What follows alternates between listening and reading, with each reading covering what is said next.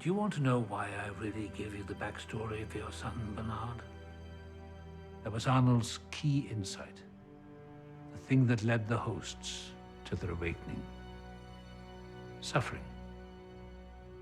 The pain that the world is not as you want it to be. It was when Arnold died, when I suffered, that I began to understand what he had found.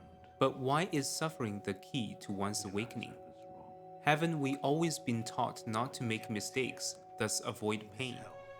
While exercising caution is essential to the biological survival, single-minded avoidance of suffering exacerbates the psychological fear of loss. The fear freezes our actions, making us abandon our responsibilities and constantly seek the comfort of following the well-beaten paths. Something is wrong with it. I want to head back to town. Now.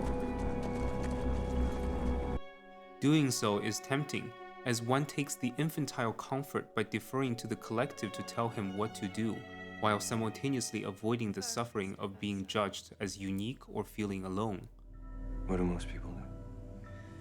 However, avoiding suffering is a slippery slope. We would forego the precious opportunities to discover what truly matters to our heart, thus often frustrated about the perennial question, what do I really want in life? Ironically, that feeling of emptiness is in itself a suffering, the worst of its kind.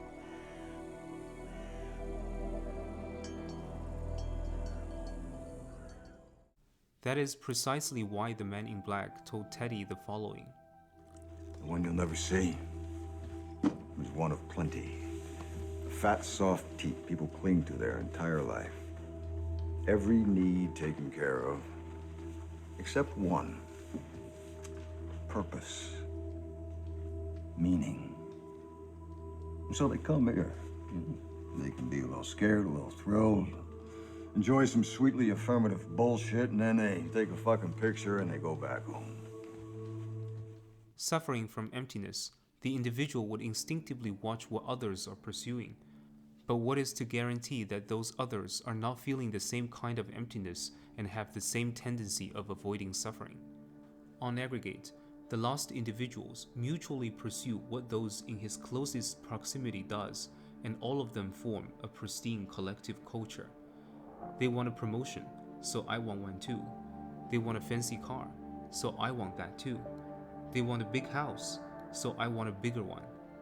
As such, everyone slowly drowns in the external material world, but none has the courage to discover his own desires and his own inner truth. That is because such discovery will inevitably require suffering. I wanted the hosts to stop playing by your rules. The game's not worth playing if your opponent's programmed to lose. I wanted them to be free to fight back. On a deeper level, it is the very sufferings that make our lives real. The useless pain versus suffering for meaning. When we come face to face with reality, we must struggle to change whatever can be changed and to accept with patience what cannot be modified. Sigmund Freud. Much of our useless pain comes precisely from the urge to change what is beyond our control, yet refusing to act on what can be modified, because taking such actions necessitates the uncomfortable confrontations of one's own shadow. In such cases, one often succumbs to complaining, which we should avoid at all costs. My Delos is my company, you piece of shit! We must therefore learn to do the opposite, accept what cannot be changed, and always question ourselves, what responsibilities and actions, however small, can I take? There begins a journey of suffering that will give the personal truth, because it is the suffering that unequivocally points to what we desire the most. So badly. I can make that feeling go away if you like. Why would I want that? The pain? They're lost. It's all I have left of them. The desires, in turn, make us conscious of who we want to become, hence taking actions based on that personal truth rather than the collective culture. Without that personal truth, we lose our meaning to life.